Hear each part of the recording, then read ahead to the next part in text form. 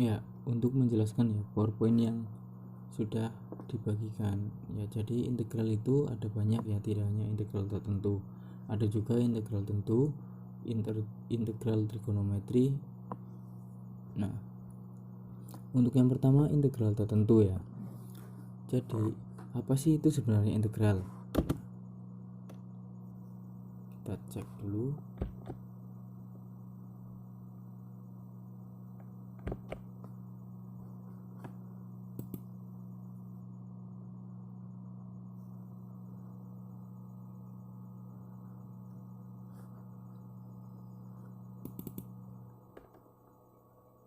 Nah, jadi integral dapat didefinisikan sebagai limit dari jumlah satuan-satuan terkecil di bawah kufra. Kutipan itu diambil dari Matematika 3 penerbit Erlangga ya. Namun untuk lebih mudah diingatnya, anggap saja integral adalah lawan dari turunan. Nah, mengapa sih demikian bisa disebut integral dari lawan dari turunan? Nah, kita coba perhatikan nih, ada dua rumus ya, rumus turunan dan rumus integral. Nah, kalau di integral di sini untuk pangkatnya ditambah, sedangkan di turunan pangkatnya dikurang.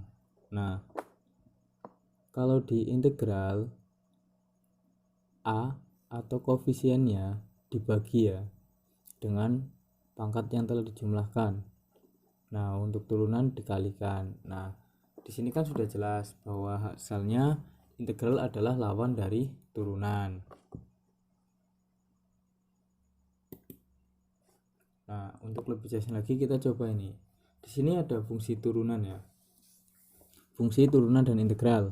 Nah, di sini untuk fungsi awal x kuadrat.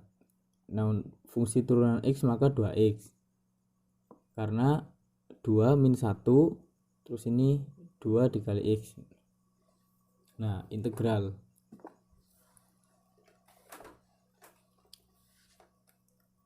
Untuk integral, maka kita coba buktikan bahwa integral adalah lawan dari turunan. Jadi untuk mengembalikan turunan ke fungsi semula, maka gunakanlah integral ya. Jadi seperti ini. Di sini kan fx dx 2x dx ya.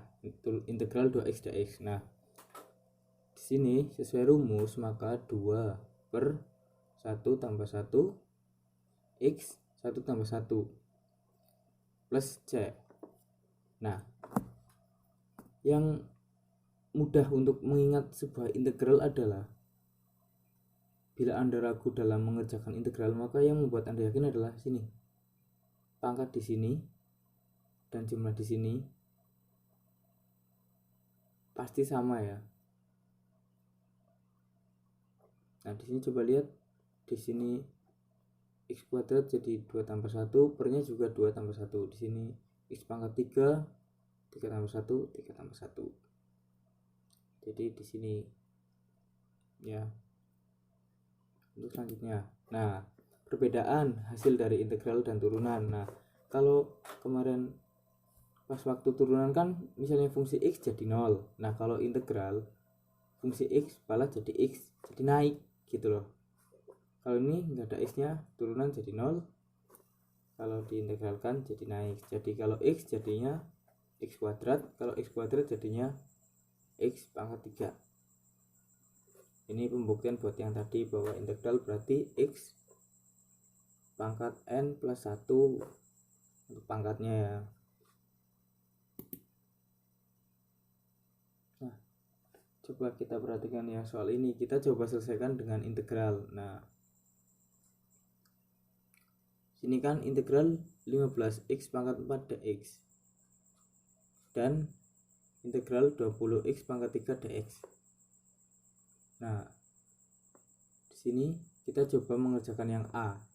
Nah, 15x pangkat 4 dx sama dengan 15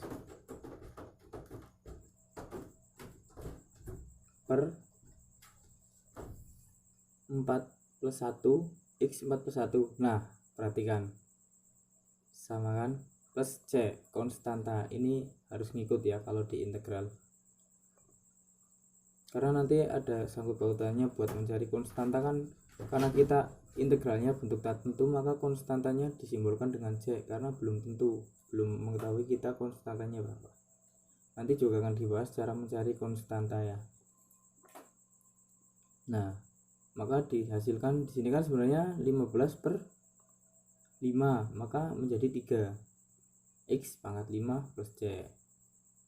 Nah, demikian bagaimana sih kalau ini kan yang B negatif nih. Nah, negatif juga sama saja. Negatif 20 X pangkat 3 dx. Negatif 20/31 X. Seperti itu. Nah, selanjutnya integral mempunyai beberapa sifat. Terutama untuk integral tertentu ada sifat AX. Integral AX atau integral A sama dengan AX plus C. Nah, A adalah konstanta. Berarti misalnya A tidak sama dengan 0 ya. Kalau A sama dengan 0 berarti tidak jadi. Misalnya kan 0x berarti kan enggak ada. Nah, berarti tidak sama dengan 0. Misalnya A1 integral 1 berarti X sesuai yang tadi dibahas ya. Integral 2 berarti 2x. Integral 3/2 berarti integral 2/3 berarti 2/3x. Integral negatif juga sama ya. Nah, sifat kedua, jika konstanta dikalikan fungsi x. Nah, di sini integral konstanta dikalikan fungsi x, maka konstantanya pindah ke depan integralnya.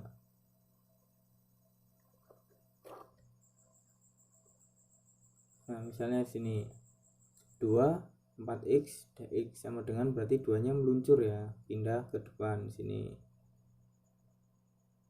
Jadinya menjadi 2 integral f4x. Oh, ini f yang enggak ada harusnya, maaf.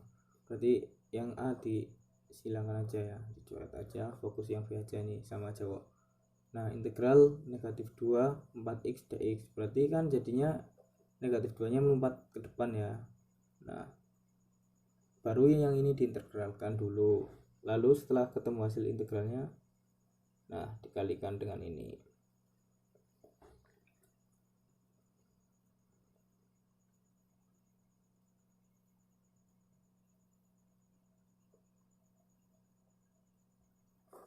Lalu selanjutnya ini yang lumayan dipahami ya, integral fungsi x plus atau dikurangi fungsi g ya, fungsi gx fx dan fungsi gx dx. Nah, di sini fx ya, jadi dipecah menjadi 2 integral.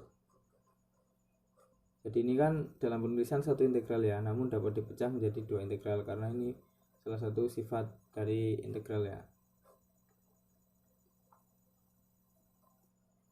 Jadi integral fx tambah atau kurangi gx dx bisa dipecah menjadi integral fx dx kurangi integral gx dx. Nah, contohnya seperti di bawah nih, ada 18x8 dan tambah 22x10 ya integralnya. Nah, maka kita integralkannya satu persatu.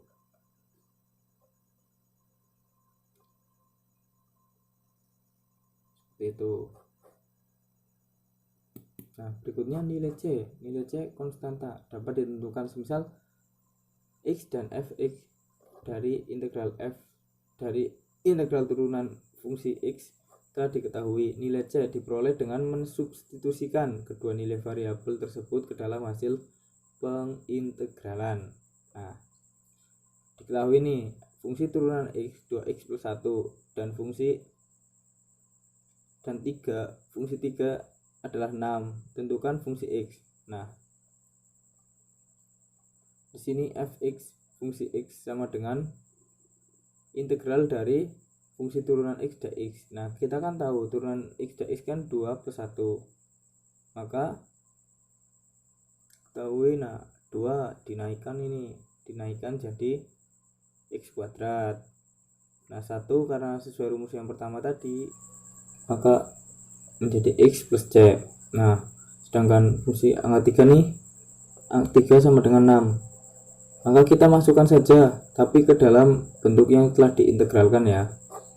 Jadi X kuadrat jadi 3 kuadrat, X jadi 3, C tetap C sama dengan 6. Nah, di sini kan C sama dengan 6, maka kita coba ya. Nah, 3 pangkat 2 kan 9, 9 tambah 3 12, tambah C sama dengan 6, maka C sama dengan 6 kurangi 12 sama dengan 6. Jadi fungsi X nya dapat diketahui X kuadrat plus X min 6. Nah, begini cara untuk mencari C. Nah, ini untuk materi ini ya. Selanjutnya ini ada latihan soal, boleh silakan dikerjakan ya.